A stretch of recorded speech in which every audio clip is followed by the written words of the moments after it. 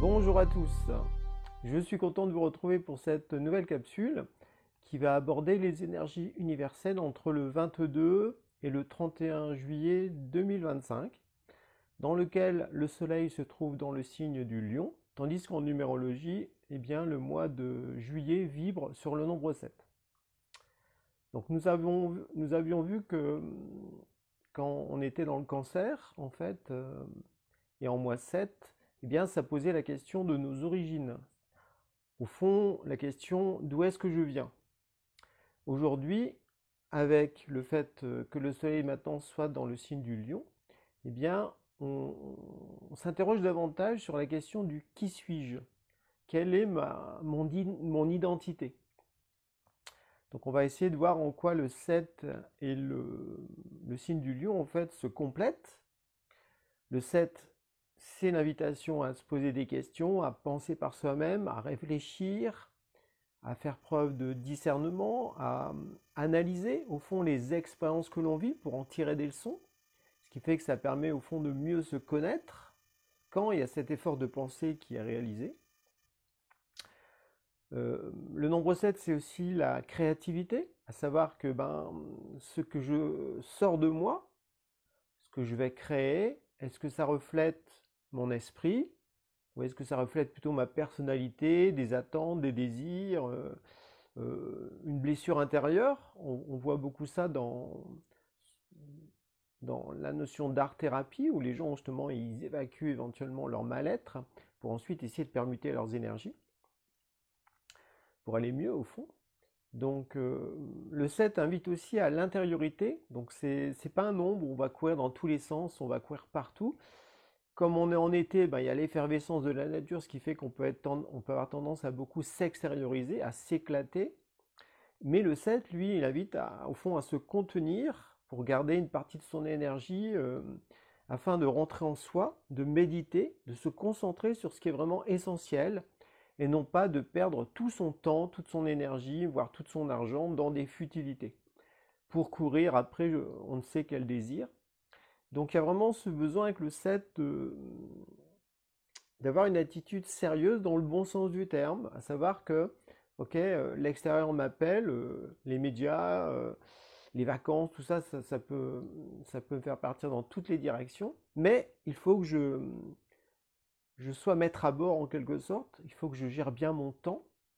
Le 7 est aussi relié au temps, il y a les 7 jours de la semaine, donc il faut garder du temps, voilà, il faut se donner du temps pour entrer en soi, méditer, donc au fond accepter d'être profondément seul, parce qu'une véritable méditation a pour but au fond d'essayer d'entrer en relation avec son ange gardien, avec le monde spirituel, mais ça commence d'abord dans le fait de rentrer en soi, dans son sanctuaire intérieur, et donc de lâcher en fait les relations qui nous entourent, de lâcher le monde pour se retrouver, pour au fond retourner en soi, chez soi, dans son intériorité.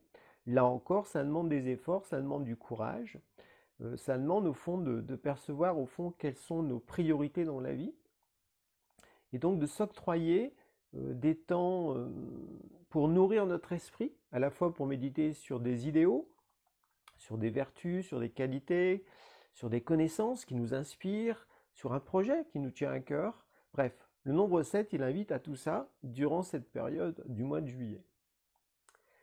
De l'autre côté, du 22 au 31 juillet, eh bien, le soleil se trouve dans le signe du lion. Donc le signe du lion, c'est le signe de la lumière, c'est le signe de la chaleur, de l'amour. Donc c'est le cœur de l'été, d'où cette tendance à s'extérioriser. Donc le lion, on va dire, quand je parle du lion et du nombre 7, entendons-nous bien, ça concerne tout le monde, ce sont des énergies universelles. Bien sûr, ceux qui sont nés entre le 22 et le 31 juillet peuvent se sentir plus concernés par cette vidéo, mais globalement, ce que je raconte à chaque fois, hein, ça concerne un climat universel qui nous entoure, où on peut rentrer, on peut surfer au fond sur certaines énergies qui vont nous aider à progresser. Donc autant essayer d'être en rythme avec l'univers, avec le cycle du soleil, avec les cycles numérologiques pour justement évoluer dans de bonnes conditions. Donc le signe du lion nous invite au fond à être généreux, il nous invite à rayonner, à rayonner notre créativité, à rayonner notre identité profonde. La personnalité, elle va chercher à briller en société. Regardez-moi, admirez-moi. Donc il y a les apparences qui sont très très importantes. Voilà. Alors que du point de vue du jeu, de l'esprit individuel, euh, le jeu, lui, aspire à rayonner sa nature solaire. Le soleil, lui, il est lumineux, il est généreux, il est chaleureux, il est vivifiant. Mais il donne à tout le monde en fait. Donc il y a ce mouvement de... On extériorise notre lumière intérieure. Alors que quand on est dans la personnalité, eh bien au contraire, on veut attirer le regard des autres vers nous, au fond pour nous remplir, pour se remplir des autres, de leur admiration, de, voilà, bref, de leurs remarques, tout ça. Donc c'est totalement un mouvement inverse. Donc le lion, lui, il est aussi relié à la notion du courage, le cœur de lion. C'est-à-dire qu'il faut avoir le courage à la fois de ses opinions, d'où le fait aussi de penser, pour savoir au fond mes opinions, est-ce qu'elles me sont propres ou est-ce que je ne fais que répéter ce que les médias nous ont dit, ou mon parti politique, ou des connaissances que j'ai lues dans un bouquin, ou un enseignement que j'ai pu recevoir en formation, en stage, voilà. Mais au fond que je n'ai pas individualisé, que je ne fais faire que répéter, donc jouer au perroquet, plutôt que de l'avoir individualisé. Le signe du lion, tout comme le nombre 7, il invite au fond à saisir qui l'on est profondément. Donc ça nécessite de s'individualiser, donc c'est-à-dire de se déconditionner, de voir si l'image que l'on a de soi, est-ce qu'elle est réelle ou est-ce que c'est quelque chose qu'on nous a collé sur nous ou que l'on a construit pour entrer en relation avec le monde extérieur, soit pour exister, soit pour être aimé, soit pour être reconnu, mais c'est toujours en fonction du monde extérieur. Voilà. Et donc ça, c'est typiquement le fonctionnement de la personnalité. Donc la personnalité, elle est très attachée aux formes, en fait. Voilà. Je fais partie de telle catégorie sociale, j'ai tel métier, j'habite à tel endroit, voilà ma maison, voilà ma religion, euh, j'appartiens à telle famille, j'ai tel nom, voilà. Donc il y a la personnalité au fond construit son identité sur euh, persona, personnalité vient de persona en grec qui correspond au masque qu'utilisaient les acteurs de théâtre pour jouer sur scène. C'est-à-dire qu'on se construit un masque au fond pour entrer en relation avec le monde extérieur. Parce qu'au fond, on a perdu conscience que l'on vient du ciel, que l'on vient du monde spirituel. Donc on a perdu conscience de son identité spirituelle. Donc à ce moment-là, on va se construire une personnalité, une image qui va plaire aux autres, où on va pouvoir entrer en relation, on va pouvoir être aimé, on va pouvoir être reconnu, exister, tout ça, bref. Il y a tout ça qui entre à l'ordre du jour, alors que la véritable identité, le véritable qui suis-je, c'est au contraire de se désidentifier de toutes ces formes extérieures, de tous ces rôles, de tous ces statuts, ces étiquettes, pour se dire au fond, parce qu'en fait tout cela, eh bien, quand on va mourir, ça va disparaître, alors que le véritable qui suis-je, lui, il est plutôt dans, mais qu'est-ce qu'il y a d'éternel en moi? Qu'est-ce qu'il y a de profondément vrai, de profondément beau, de profondément bon? Voilà. Donc il y a toutes ces questions qui peuvent être à l'ordre du jour durant cette période, entre le 22 et le 31 juillet 2025, justement, où cette question du qui suis-je, eh bien c'est intéressant de se la poser et de savoir au fond, euh, est-ce que les réponses que je peux donner à cette question, est-ce que ça correspond à des étiquettes, à des formes extérieures, ou est-ce que ça correspond à quelque chose de profondément vrai, au plus profond de moi, qui peut de ce fait prendre plusieurs formes. Par exemple, si on sent qu'on est profondément courageux, donc c'est une qualité que l'on porte en soi, on n'a pas peur de relever les défis, on accepte de se dépasser, on accepte de se remettre en question, on fait preuve de courage, et bien ça, ce courage, on peut le vivre dans tous les secteurs de notre vie. On peut le vivre dans son travail, on peut le vivre dans une relation, on peut le vivre dans sa créativité, dans son évolution spirituelle. Bref, c'est une force que l'on a en soi, cette qualité du courage, voilà. Tout comme on peut être quelqu'un d'assez sincère, d'assez franc, d'assez honnête, quelqu'un de généreux, quelqu'un qui a une clarté mentale. Bref, il faut arriver à percevoir au fond quelles sont les facettes. Donc là, on n'est plus dans les étiquettes extérieures, par rapport au monde extérieur, par rapport à la société. On est plutôt dans, comme si on avait une pierre précieuse en soi. Donc d'où l'importance de méditer, de rentrer en soi, de se poser cette question et d'analyser un petit peu notre vie, de faire le point, de tirer des leçons pour savoir au fond, dans tout ce que j'ai vécu de concret, qu'est-ce qui émerge? Qu'est-ce qu'il y a d'essentiel? C'est quoi le fond? Voilà. Donc c'est comme si c'était une invitation durant cette période à séparer la forme du fond. Voilà. Donc ce fond, il repose par exemple sur quel idéal? Est-ce que c'est l'idéal de la liberté qui enflamme mon cœur? Est-ce que c'est l'idéal de l'amour, de la beauté, de la sagesse, de l'harmonie, de la pureté, d'être à la ressemblance de Dieu? On a tous un ou deux idéaux qui vraiment, eh bien, c'est ça qui nous apporte une force intérieure, c'est ça qui nous apporte du courage pour avancer. Et cet idéal, quand on le porte en soi, forcément, on l'a déjà vécu dans certaines situations. D'où le fait de se dire quel est l'idéal principal ou les deux idéaux principaux qui reposent au fond sur mon esprit, qui façonnent une facette de mon esprit. Donc ça, c'est pour les idéaux. Après, on peut faire aussi ça pour les vertus. Quelles sont les vertus ou les qualités morales qui me définissent, que j'ai vécu déjà dans plusieurs situations, ce qui fait que ça habite en moi. Est-ce que je suis vraiment, par exemple, de quelqu'un de persévérant, quelqu'un de compatissant, quelqu'un qui a de l'empathie pour les autres, quelqu'un qui a une belle écoute, une belle réceptivité, quelqu'un qui arrive à exprimer clairement eh bien, son monde intérieur, ses idées, etc. On a tous en nous des qualités, certaines vertus qu'il faut justement honorer, qu'il faut davantage conscientiser pour nous dire mais ça correspond à une facette de mon identité spirituelle. Ensuite, on peut voir quelles sont les connaissances que j'ai véritablement intégrées, sur lesquelles j'ai médité, je me suis passionné, j'éprouve de l'amour pour cette connaissance. Et à force de l'intégrer, eh bien, comment est-ce que j'ai pu la vivre dans mon quotidien? Par exemple, on peut très bien aimer lire les évangiles, et dans les évangiles, eh bien, certains passages où, quand le Christ accomplit certaines actions, eh bien, ça nous touche profondément. Eh bien, à ce moment-là, on peut méditer sur ces passages, et après de se dire, mais comment est-ce que je peux vivre ça à ma mesure, dans ma vie concrète d'aujourd'hui, du XXIe siècle, ou est-ce que j'ai déjà vécu quelque chose de similaire qui fait que je sens que cette scène des évangiles, ou cette connaissance que j'ai trouvée dans un livre, eh bien, ça fait partie de mon esprit, ça fait partie de moi, de mon identité profonde, et c'est important de la conscientiser, de continuer à la nourrir justement par d'autres lectures, par d'autres méditations, parce que voilà, on est dans un monde hyper matérialiste qui fait tout pour que l'esprit soit effacé, oublié, gommé, voire rejeté.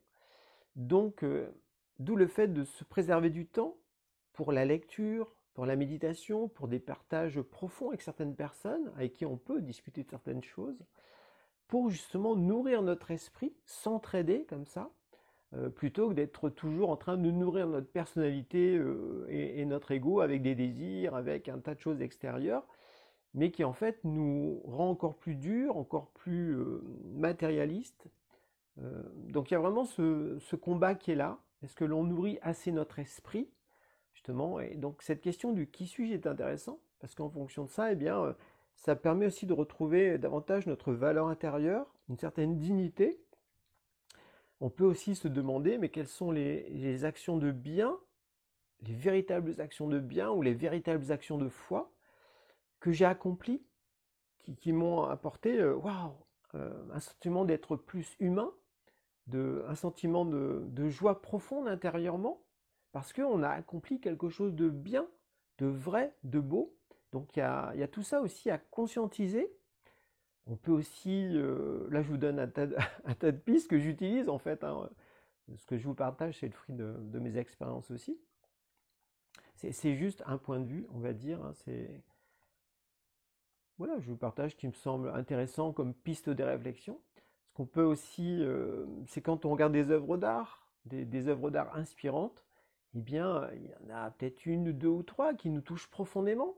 Ça peut être l'Annonciation, ça peut être la crucifixion, la résurrection, ça peut être un ange qu'on voit en tableau, quelque chose comme ça de subtil, en fait, de spirituel, qui justement, là encore, fait écho à une facette de notre esprit en se disant, mais cette image, au fond, c'est comme si je la portais en moi, et il faut que je la nourrisse en la contemplant, en me questionnant sur, mais pourquoi il y a tel symbole, telle couleur, telle position. Et en fait, tout cela fait qu'on nourrit notre esprit, et donc ça nourrit le qui suis-je profondément. Et puis après, au niveau de la créativité, eh bien, quelles sont les actions créatrices, les projets novateurs dans lesquels on sent on a sorti, on a donné le meilleur de soi-même. Parce que quand on crée quelque chose de nouveau, ça nous a demandé des efforts. C'était pas comme ça, avec claquement de doigts et puis clac, ça se fait naturellement, sans rien, dans la facilité. En fait, ça, c'est pas de la créativité, on va dire. Une véritable créativité demande une transcendance intérieure. Ça demande des efforts, de l'endurance, de la persévérance, mais quand on a sorti cette créativité, eh bien, il y a ce sentiment de dignité qui est là, parce qu'on a sorti quelque chose de beau, comme une pierre précieuse de son cœur, et en miroir, eh bien, ça nous aide aussi à mieux nous connaître. Donc, de ce fait, ça apporte aussi des réponses au qui suis-je. Voilà, donc c'est à chacun à trouver, au fond, les moyens d'arriver à saisir différentes facettes de son esprit. En fait, à chaque fois, on va se rendre compte que ce sont des facettes universelles. Par exemple, imaginons que l'on soit courageux, il y a plein de gens qui sont véritablement courageux, mais associer le courage à la compassion, à la sensibilité artistique, associé à telle connaissance, et bien petit à petit, tous ces aspects universels forment quelque chose d'unique en fait. Et c'est cette unicité qui définit au fond notre individualité d'esprit, notre singularité en tant que je véritable, en tant qu'esprit incarné. Donc c'est intéressant d'arriver à saisir ça. Et donc forcément, pour le faire, ça nécessite du temps, ça nécessite de la patience, ça nécessite de l'écriture. Le site, il invite vraiment beaucoup à écrire, parce que quand on écrit, c'est déjà un acte que l'on fait. Mais voilà, c'est une bonne période, du 22 au 31 juillet, pour partir en quête du qui suis-je. Et une fois qu'on aura saisi certaines choses, certains aspects de son qui suis-je, eh bien, quand on rentrera en août, eh bien, ça sera une invitation aussi à le manifester, à l'exprimer d'une certaine façon.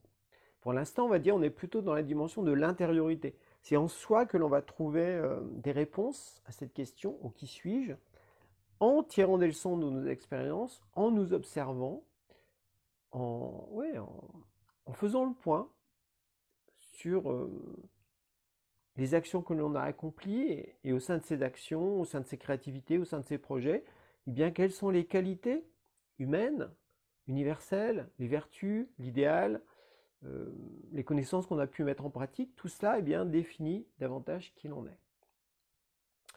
Donc on est vraiment dans les mystères du qui suis-je. Et donc par rapport à ça, sachez que je suis en train de boucler un nouveau livre en numérologie qui sortira en septembre et qui s'appelle Identité et numérologie. Donc je vous affiche la couverture à l'écran. Donc autant mon précédent livre sur les secrets du chemin de vie abordait les mystères de la date de naissance. La date de naissance répond à la question où vais-je? Qu'est-ce que je suis venu apprendre sur Terre? Quelle est ma nature de destinée? Donc c'était le chemin. Et sur ce chemin, eh bien, il y a un être qui effectue un voyage ou un pèlerinage, on peut voir ça de différentes façons. Et donc cet être eh bien, a une identité propre qui se trouve dans notre identité, qu'il faut comme décrypter d'un point de vue numérologique pour découvrir au fond dans cette identité eh bien, comment fonctionnons-nous, à la fois au niveau de la personnalité, de l'ego, donc dans la partie dure de la personnalité, mais aussi au niveau de l'esprit. Donc arriver aussi à mieux se connaître pour savoir que quand je m'exprime d'une certaine façon, là je suis plus dans ma personnalité, là je suis plus dans mon esprit. Donc il y a cette conscience à avoir Voilà, donc ce livre aborde au fond le nombre d'expressions, donc c'est la somme des lettres de notre identité, en sachant que il y a plusieurs façons de calculer le nombre d'expressions. Soit on prend qu'un seul prénom, soit on prend deux prénoms, soit on prend tous les prénoms. Donc j'explique dans mon livre les différentes possibilités, de façon à apporter une certaine ouverture d'esprit aussi, parce que bien souvent en numérologie, euh, on- les gens fonctionnent comme d'un point de vue scientifique matérialiste, c'est-à-dire que ben, si ça c'est vrai, l'autre chose c'est faux. Voilà. En fait non, la sagesse universelle est beaucoup plus complexe, beaucoup plus riche, et donc voilà, j'explique pourquoi il y a différents types de calculs, d'où est-ce que ça vient, et aussi ben, en fonction de notre prénom, notre second prénom, notre nom de naissance, notre nombre intime, notre nombre de réalisations, bref, ça forme ce que j'appelle un hexagone personnel qui définit au fond notre structure psychologique de base sur laquelle on est venu travailler dans cette vie, dans cette incarnation. Et donc ce livre, Identité et numérologie, a pour but de répondre à ces questions-là. Donc ça va bien avec l'énergie qu'il y a actuellement du 22 au 31 juillet 2025. Donc voilà ce que j'avais à vous partager. Je vous souhaite à présent un bel été. Gardez-vous du temps pour entrer en vous, pour mieux vous connaître en tant qu'esprit. Et je vous dis à bientôt dans une prochaine vidéo. Bye bye.